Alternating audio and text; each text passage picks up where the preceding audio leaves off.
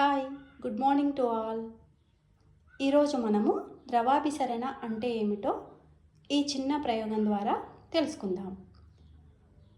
ఈ ద్రవాభిసరణ అంటే అల్ప గాఢత గల ప్రాంతం నుండి అధిక గాఢత గల ప్రాంతానికి నీటి అణువులు పాక్షిక పారగమ్య త్వచం గుండా ప్రయాణించడాన్ని ద్రవాభిసరణ అంటాం. ద్రవాభిసరణ అంటే అర్థమైంది కదా. మరి ఈ బంగాళదుంప ప్రయోగం ద్వారా తెలుసుకుందాం. కావలసిన పరికరాలు: బంగాళదుంప తొట్టీలు రెండు పెట్రి డిష్లు లేవు కాబట్టి వేరేవి తీసుకోవడం జరిగింది. అలాగే చాకు, వాటర్, ఈ గ్లాసులో చక్కెర కలిపిన నీరు, దీనిని అధిక గాఢత గల నీరు లేదా సంతృప్త ద్రావణము అంటాం. అలాగే గుండు సూది. ఓకేనా? ఇప్పుడు ఈ ప్రయోగాన్ని నిర్వహిద్దాం. ముందుగా చక్కెర ద్రావణాన్ని తీసుకుందాం. ఈ చక్కెర ద్రావణాన్ని తొట్టిలో సగం వరకు నింపుదాం.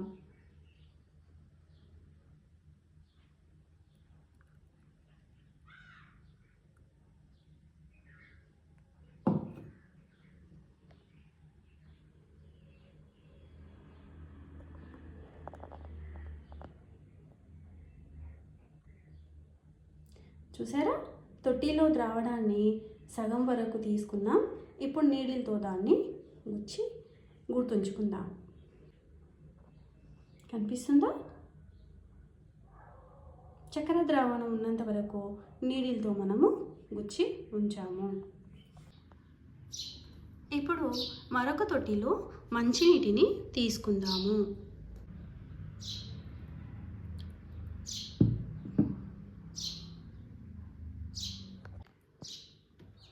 నీటి మట్టాన్ని గుర్తిస్తూ మనం ఒక గుండు పిన్నును ఉంచేసుకుందాం.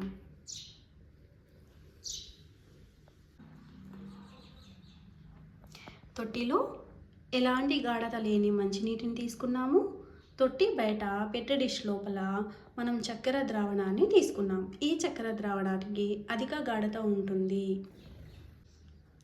సరే, ఈ రెండు తొట్టిల లోపల జరిగే మార్పుని ఒక 1/2 అవర్ లేదా 1 అవర్ తర్వాత పరిశీలిద్దాం. బంగాళదుంపలో మనము చక్కెర నీటిని తీసుకున్నాము. అధిక గాఢత గల ఈ నీటిని చక్కెర నీరు అని పిలుచుకుంటున్నాము. అలాగే సంతృప్త ద్రావణం అని కూడా అంటాము. ఈ బంగాళదుంప తొట్టి ఉన్న ఈ పెట్రి డిష్లో మంచినీటిని పోసాము. అంటే ఈ మంచినీటికి ఎలాంటి గాఢత ఉండదు. గాఢత లేని ఈ నీటిలో మనము బంగాళదుంప తొట్టిని ఉంచడం జరిగింది. ఈ బంగాళదుంపలో చక్కెర ద్రావణం గల అధిక గాఢత గల నీరు ఉంది.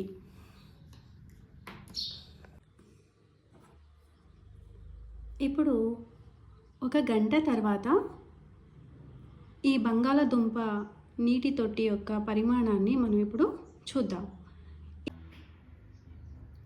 ఇప్పుడు 1 గంట తర్వాత 2 తొట్టిలను పరిశీలన చేస్తున్నాము. 2 తొట్టిలలో పరిమాణము పెరిగినదా తగ్గినదా పరిశీలన చేద్దాము. ఇప్పుడు ముందుగా చక్కెర ద్రావణం ఉన్న తొట్టి యొక్క పరిమాణాన్ని పరిశీలన చేద్దాము. ఇందులో మనము సగం వరకు చక్కెర ద్రావణాన్ని పోసి గుండు సూదిని గుచ్చడం జరిగింది. మరి ఇప్పుడు ఈ తొట్టి యొక్క పరిమాణం పెరిగినట్లుగా కనిపిస్తూ ఉంది. చూడండి, తొట్టి దాదాపుగా నిండినది. అంటే ఏంటి? ఇక్కడ పదార్థాల రవాణా జరిగింది. అల్ప గాఢత గల పెట్రి డిష్లోని నీరు అధిక గాఢత గల ఈ చక్కెర ద్రావణం వైపు నీటి రవాణా జరిగిందని దీని ద్వారా తెలుసుకోవచ్చు.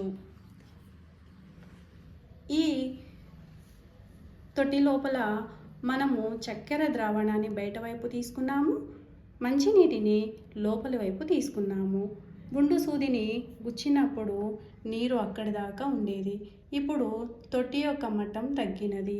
అంటే ఏం జరిగింది? ఇక్కడ తొట్టిలోని నీరు బయట వైపుకు రావడం జరిగిందని దీని ద్వారా తెలుసుకుంటున్నాము.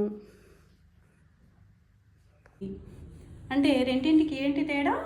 ఈ పెట్రి డిష్లోనేమో మనము మంచినీటిని తీసుకున్నాం, ఈ పెట్టి డిష్లోనేమో చక్కెర నీటిని తీసుకున్నాం. దీనిలో చక్కెర ద్రావణం తీసుకున్నాం, దీనిలో మంచినీటిని తీసుకున్నాం.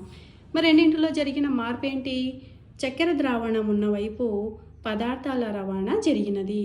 చక్కెర ద్రావణం అధిక గాఢత గల పదార్థం కాబట్టి అల్ప గాఢత నుంచి అధిక గాఢత వైపు పదార్థాల రవాణా జరిగింది. దీనిని ద్రవాభిసరణ అంటాము. మరి ఇక్కడ మంచినీరు చక్కెర నీరు ఉన్న దిక్కు రవాణా జరిగింది. మంచినీటికి ఎలాంటి గాఢత లేదు కాబట్టి దానిని అల్ప గాఢత గల ద్రావణము అని అంటున్నాము. మరి పెట్టి డిష్లో ఉన్న ఈ నీరు ఏంటి? అధిక గాఢత గల చక్కెర నీరు. కాబట్టి బంగాళదుంప తొట్టి నుంచి నీరు బయటకు రావడం జరిగింది. అంటే ఏంటి?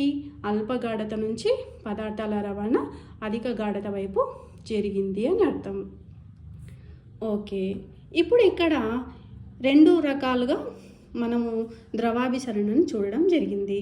ఏంటి? ద్రవాభిసరణను 2 రకాలుగా చెప్పుకుంటాము. ఒకటి బాహ్య ద్రవాభిసరణ, 2 అంతర ద్రవాభిసరణ. అంటే అల్ప గాఢత నుంచి అధిక గాఢత వైపు పదార్థాల రవాణా చెందడాన్ని, అంటే బయట నుంచి నీరు లోపలికి వెళ్ళడాన్ని అంతర ద్రవాభిసరణ అని అంటాము. అంతర ద్రవాభిసరణ ఇంగ్లీష్లో ఎండాస్మోసిస్ అని పిలుస్తాము. ఆస్మోసిస్ అని పిలుస్తాము. ఈ తొట్టి లోపల మంచినీరు బయట వైపుకు ప్రయాణించింది. అంటే దీనిని బాహ్య ద్రవాభిసరణ అని పిలుస్తాము. ఇంగ్లీష్లో ఆస్మోసిస్ అని పిలుస్తాము. ఏమని అంటాము? ఆస్మోసిస్ అని పిలుస్తాము.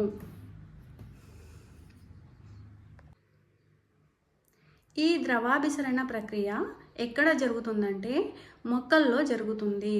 మొక్కలు వేర్ల ద్వారా నీటిని పీల్చుకుంటాయని మనందరికీ తెలుసు. ఇది ఎలా సాధ్యము అంటే ఈ ద్రవాభిసరణ అనే ప్రక్రియ ద్వారానే మొక్కలు వేర్ల ద్వారా నీటిని పీల్చుకుంటాయి. ఎలా? మొక్కల వేర్లు నీటిని పీల్చుకోవడానికి కారణం ద్రవాభిసరణ అనే ప్రక్రియ. మొక్కలు నీటిని పీల్చుకోవడానికి గల ప్రదేశం ఏది? మట్టి. మట్టి లోపల నీరు కరిగి ఉంటుంది, ఖనిజ లవణాలు కూడా ఉంటాయి. మరి మట్టిలోని నీటికి అల్ప గాఢత ఉంటుంది, వేర్లలోని నీటికి అధిక గాఢత ఉంటుంది. మట్టి పొరల్లో ఉన్న అల్ప గాఢత గల నీరు వేర్లలోని అధిక గాఢత గల నీటి వైపు ప్రయాణం చేస్తాయి. ఈ విధంగా చేయడాన్ని ద్రవాభిసరణ ప్రక్రియ అని అంటాము. ద్రవాభిసరణ ప్రక్రియ ద్వారానే వేర్లు నీటిని పీల్చుకొని మొక్క యొక్క పైభాగాలకు నీటిని అందచేస్తుంది.